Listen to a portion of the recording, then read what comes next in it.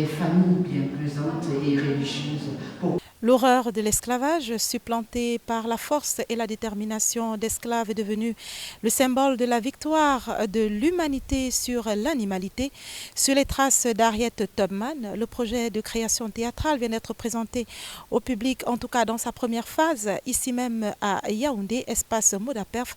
C'est à Mimboman, dans le rôle donc de Harriet Tubman, la fervente militante pour la liberté des Afro-Américains, Eudoxie Nyula du Burkina Faso, comédienne et auteure notamment de son autobiographie intitulée Lex.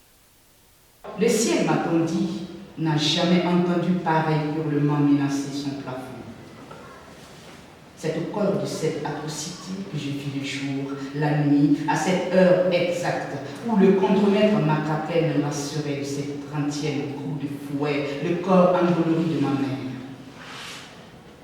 Je naquis sans sourciller à l'épreuve comme un masque dont l'expression fut transfigurée par la transplantation de l'horreur.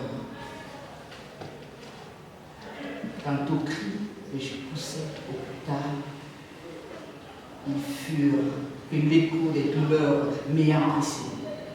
Des mots poignants, un ton, une émotion qui vous transperce et vous transporte par leur capacité à réécrire ou à retranscrire une époque qui aura été douloureuse et avilissante, non seulement pour les Afro-Américains, mais pour les Noirs de façon générale et pour l'humanité tout entière. Sur l'état d'esprit qui aura prévalu à un tel travail, nous vous proposons d'écouter celui-là qui est en charge de la mise en scène de l'ensemble de cette œuvre. Lui, c'est bien sûr François Ibrolé.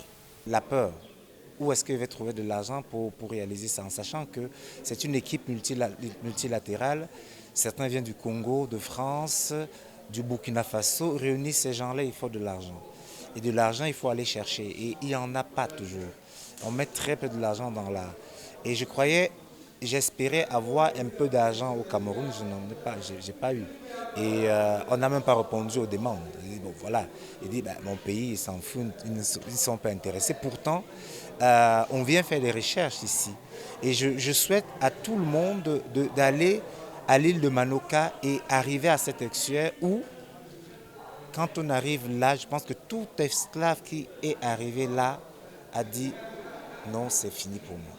La mémoire d'Harriet Tubman aura donc été ravivée pendant une dizaine de jours, non seulement au Cameroun, mais également en France, en Belgique, au Congo et bien sûr au Burkina Faso. Et même si celle-là que l'on a surnommée la Moïse Noire est morte dans l'indigence totale, elle aura tout de même participé ou contribué à enrichir son époque et les générations suivantes d'un élément essentiel, l'humanité. Depuis l'espace Modaperf, nous signons Placide Luangor, Roland Agormier-Saro pour Focus Média Afrique.